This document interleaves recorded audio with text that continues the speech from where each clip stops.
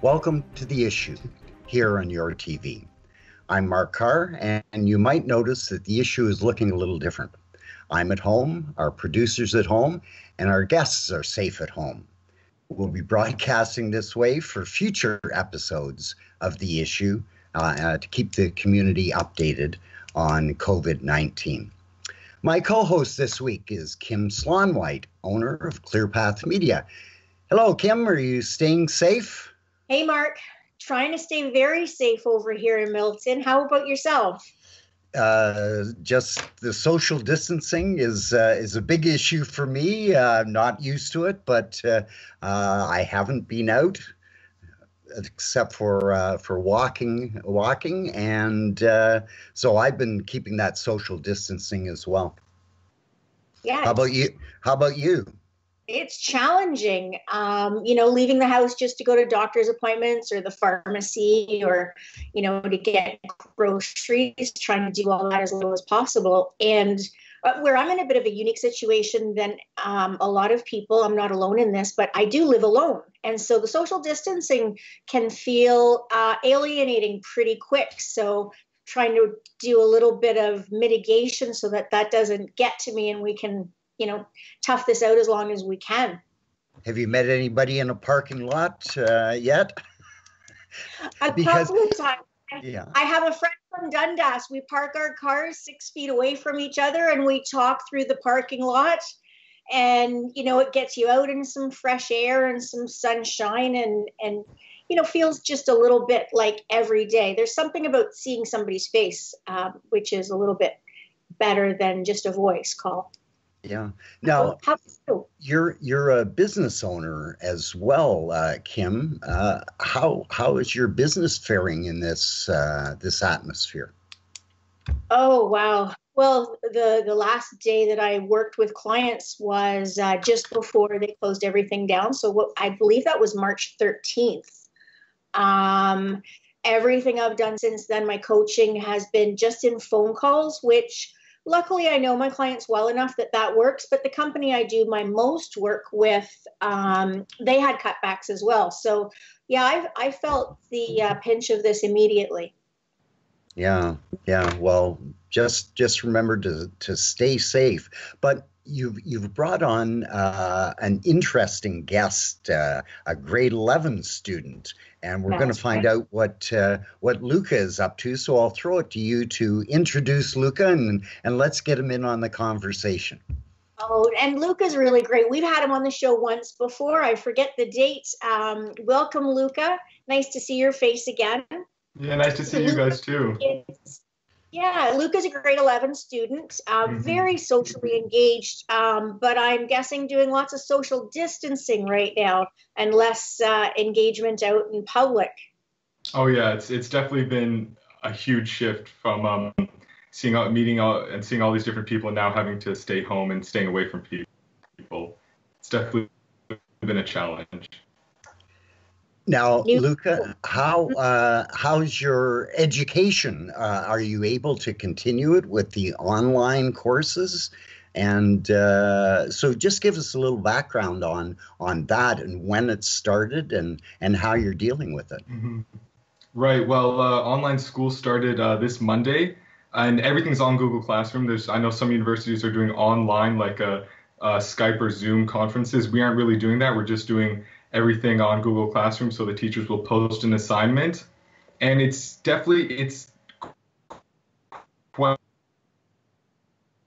really different going from in school, my entire life doing everything in school. Now everything has been a really interesting and sometimes difficult experience, but I know that it's because everything just came out of the blue, so we're still trying to figure out what's going to happen. Teachers don't know how they're going to do tests or exams, or like some of my courses like drama and outdoor ed, we have no idea how we're going to mark that stuff because obviously we can't all get together and do a performance or go on a big camping trip. So it's definitely a letdown for some of the courses that I was really looking forward to, and it's been a difficult step.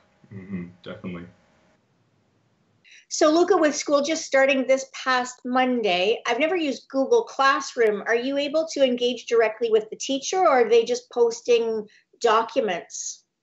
Well, so they'll post an assignment, and you're free to email them, of course, and they'll answer any of your questions. And some of my teachers will have like online like Q&A periods for like an hour and a half where students can just go in if they want to and ask questions about assignments. So Okay. it's really been helpful that way. But yeah, the way we're doing online education is just they post something, give you a due date, and you do it, and then email it to them, and email them if you have any questions.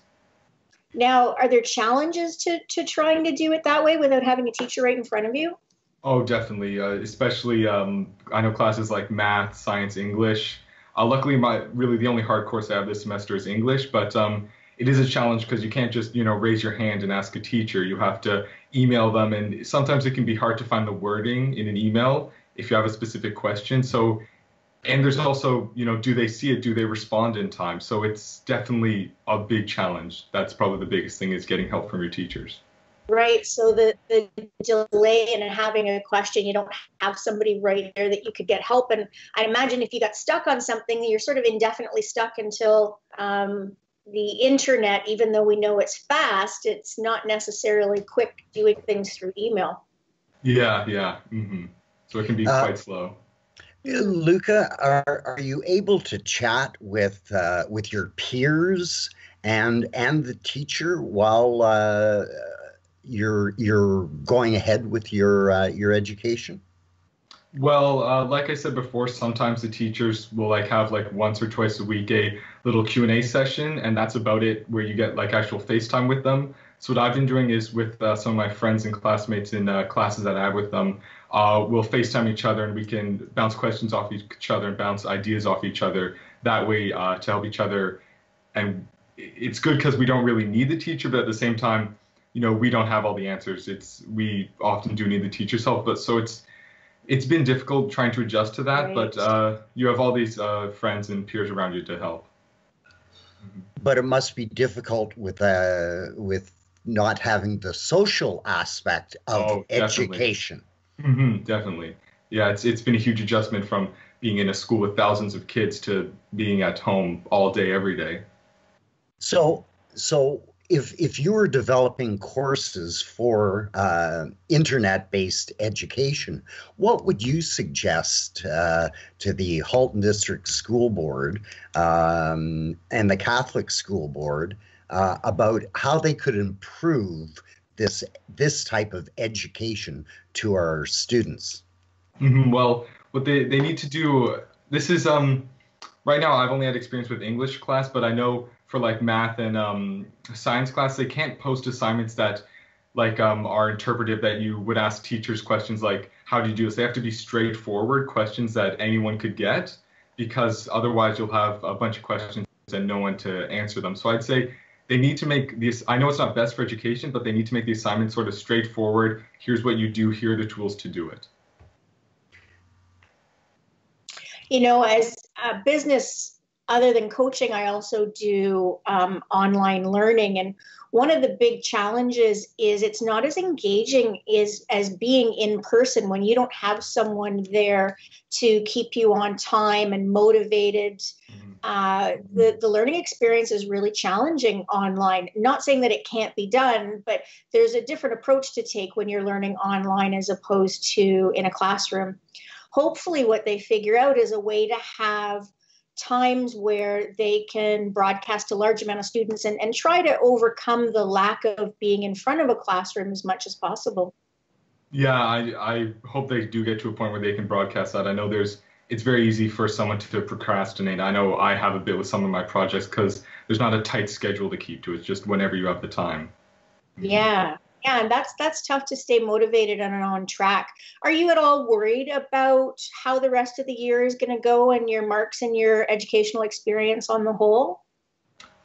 I am worried. I know one thing that I believe the schools are doing is that whatever mark you got right at the end, right when everything shut down, your mark won't go any lower than that. It'll only improve or stay the same. So that's at least good. I know that, in all my classes, it can't go any lower. But it's also a little scary because we don't know what's going to happen next. They're saying we'll go back to school in May, but, most likely we might be going back to school in September or even further than that. Right. Mm-hmm. And what are you and your friends talking about when you get together about how this is all going and affecting your educational experience? What's the word on the street, Luca? Well, we try not to talk about it too much because it's a real downer. So usually we'll, find other things to talk about. But we do talk about it, and there is a lot of talk that the school year in Ontario will get postponed until September. I know they've already done that in like BC, Alberta, and a few other provinces. So it'll most likely happen here. So we're just waiting for the announcement and talking about and trying to figure out, how will we get through that, because this has never happened before. So we're just trying to stick close together and have a person next to us who we can lean on if this is tough for us. Well, here's what I know is this generation going through school right now, you guys are dealing with challenges the rest of us have never had to deal with. And I have to say, from what I've heard, you're doing a remarkable job. So good on you guys. Luca, now you're in grade 11. Yes. But what about those graduating students? Are their concerns even greater than yours? Yeah, so I've talked to a lot of my friends in grade 12, and they're really devastated because I know, their graduation, their prom, their final days in high school have all been canceled. All of their trips, like our school trip to Ecuador for March break, that was canceled. So I know the ones that I've been talking to, they are really devastated, and they are sad that all this great stuff that everyone looks forward to, that's like the highlight of high school, has just been canceled for them. I know one of my friends said that that the graduation is the one thing she's been looking forward to since she was a little girl, and now she won't get to experience it. So things like that are quite sad, and it's unfortunate that this is happening. How about applications to universities? Are any of your peers, are they receiving the applications? Are they getting those back to the universities, and are the universities responding to them?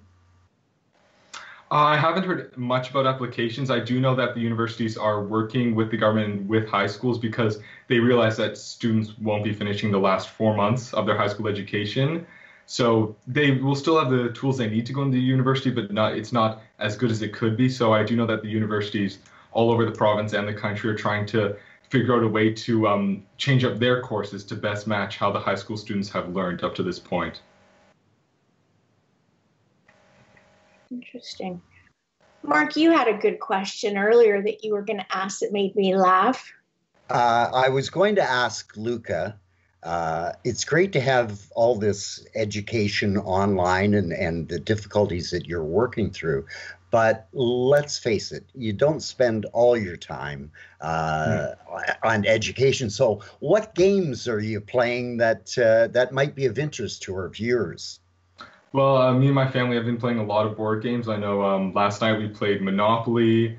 We played Risk the other day. So we're just, cycling through all the board games and, doing, whatever we can just to, do something. Luckily, I still have a job, so I have that to go to.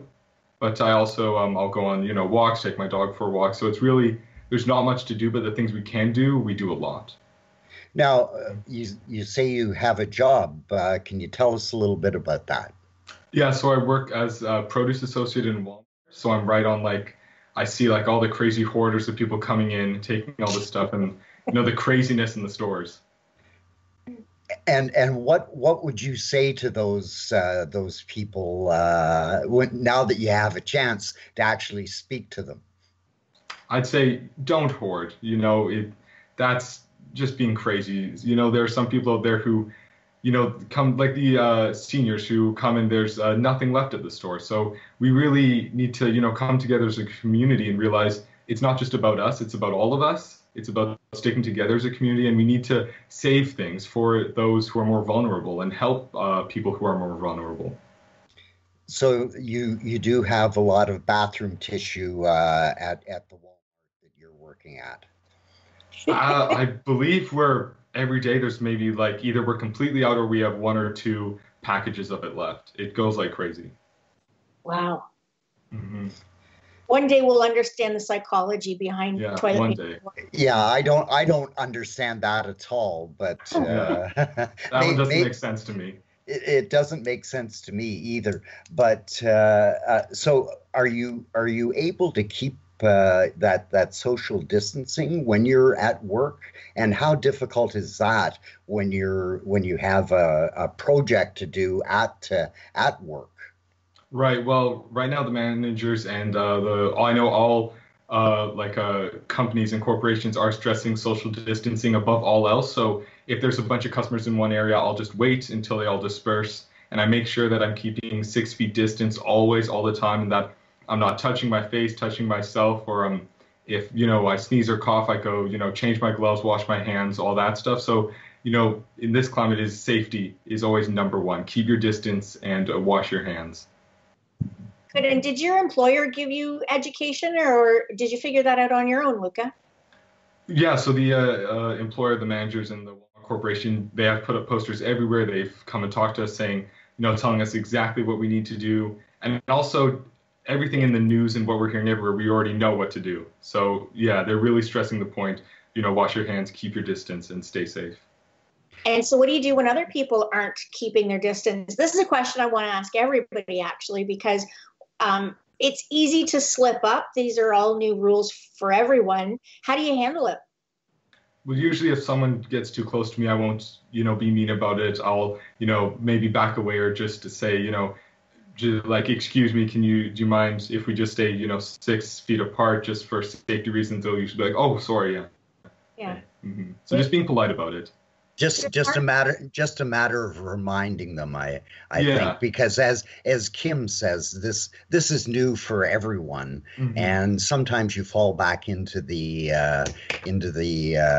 old way of doing it, and you just have to be reminded that this is the new way of interacting with people. Yes, Kim, how are you finding the distancing when you go out into the great wilds out there? Well, like everyone, I've had to go to the grocery store, and so trying to go as little as possible. But I'm getting mixed results. I think for the most part, the grocery stores are handling it really well. I like when I see. They've marked the floor with, how far 6 feet is, so that when people line up for cash registers or to go in the store, people keep their distance. And they're limiting the number of people in a store to give everyone a little bit more space. Where I find it interesting is trying to ask for space from people that are taking your space up. I get really mixed results. And, some people, when I say, whoa, that's not 6 feet. And it's interesting. One of the grocery stores, we were all lined up 6 feet apart, but then the people coming out with their carts went right beside all of us and down the lineup past like 30 people, right in front of signs talking about social distancing. So generally, you try to back up and get out of the way. And sometimes that's not possible. And very few people actually say, whoa, sorry, yeah, I don't know what I was thinking. I even had one trio try to blast past me and said, why don't you stay home? Oh my God. So luckily they're the rarity. But, there are mixed reviews out there. And if you're not on top of the science, it's pretty easy to not really know what's happening. There's some excellent documentaries out there about how this is spreading. There's one on micro droplets out now, which prompted a lot of people to wear, anything as a mask is better than nothing.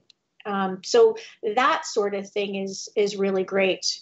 But I will say, I go out and I wear a mask. I have one from when I did the drywall on my garage last fall. So I have one of the N95s. Reeks of drywall, but I wear it anyway. And I get funny looks when I'm wearing it up until the last couple of days. I wear my motorcycle bandana, and that fits well. I saw one person at the store wearing a full-on gas mask once. Yeah, one that that's all yeah. you have. That's a really great thing Mhm. to wear, but yeah, it's a little freaky to see, isn't Yeah, it? it's a little scary to see. Yeah. Hmm. Yeah. Luca, back to the education.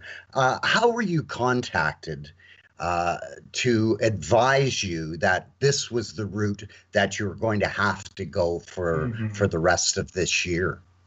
Well, we've been getting a bunch of emails all of last week from the board and from our teachers individually saying, get ready, we're going to have to move stuff online for the time being. So right now, everything is over email and over Google Classroom, and that's how they've been getting the message out through email. I would think it, except for the general blasts, that specifically in a classroom when you're online, that it would be valuable to be able to chat with the teacher at the time that they're giving their presentation or the Yeah. Hmm. classes. Yeah, I know that some classes like math and science, the teachers are doing virtual lessons, but for the classes I have right now, we don't really need virtual lessons, so the teacher will just post an assignment and they might do like a Q&A that day or the next day to answer questions about it. And you can or you don't have to show up to a particular class. Is there any attendance taken? There is. So I know in my Comtech class, she posts like a Google form at the beginning of the week, and you just have to sign your name on it, saying that you will do the project, and that's how they keep attendance. Hmm. So, Luca, as well as learning online, are these new tools that you're using to communicate with the teacher and Google Classroom? Are you learning how to use new tools as well as learning how to learn? Well, Google Classroom has been around forever, like the past 6 years. So thankfully, we already had that system in place. But other ones like Zoom or Google Meet, which is what we're using to talk to our teachers, I have never used that before. It took me 20 minutes to sign into my English class the other day. So stuff like that has been a challenge. But other ones like Google Classroom and email, we've been using forever. So we already have those. We've already been using them, so we know how to use them. Okay. Luca, I know that you're involved with the community and a lot of extracurricular Hmm. activities, which adds to your education as an individual. So, what experiences have you had with the extracurricular material? Right. Hmm. Well, for the Generation Green Youth on Conference that happened in November, the follow-up event was supposed to happen in over March break, over one day at a convention center, and people would physically go there, but obviously we had to cancel that and hold it online. So things like that have been online. All of our youth council meetings for Pam Damos Youth Council, those have been online. All of our student senate stuff has been online. All of the Halton Climate Collective stuff, all that's been online. So it's been moving everything from in person, very active, to online. And we unfortunately we haven't been doing much just because it's difficult to do things when you can't be there. Because when I know I'm involved in a lot of environment-based things, and for those you need to be there in person, and unfortunately we can't for those. But at least you can continue the thread through online. And it's very interesting to me that everyone has reacted very quickly to determine solutions to this social distancing and being apart from each other, which I think is great, including the stores, the not-for-profits. Everybody has reacted fairly quickly to Hmm. it. Yeah, it's really great to see how quickly everyone, jumped up and said that they'll do their part by keeping distance and closing stores. I know most stores were already closed by the time that Doug Ford gave the order for all non-essential businesses to close. So it's been really great to see how, everyone's working together in this crisis. Yeah, even the healthcare community. I don't know if you had any experiences. I had a doctor's appointment and we set up my first appointment via phone call with my doctor, which was really great. And she was able to call in a prescription to the pharmacy. And so that saved a lot of traveling, one of my big concerns is who wants to be around potentially sick people right now? Yeah. Have either of you had any interactions with the community lately? Well, I was supposed to get my wisdom teeth removed during March break, but that had to get canceled because it was a non-essential surgery. So that's really my only medical experience that I've had so far. Right. Mark? Well, Luca, we really appreciate you coming on the issue and talking to us about the day-to-day activities that you're going through. If you were to have one thing to say to the general public out there, what would it be? Well, I would say listen to what the government and the medical officials are saying. They know what's best for us. They know how to keep us safe. That's their job. So listen to them. Keep your distance, wash your hands, stay home, and save lives. And Luca, thank you so much for joining us. And Kim, this is an interesting way to do television interviews, isn't it? Sure is. I think it worked okay. Mm-hmm. It did, and with our producer as well, we really appreciate Joey and everything that he does, and Joey at Your TV. So I want to remind our audience that we'll be back next week here on The Issue. I'm Mark Carr. Stay safe.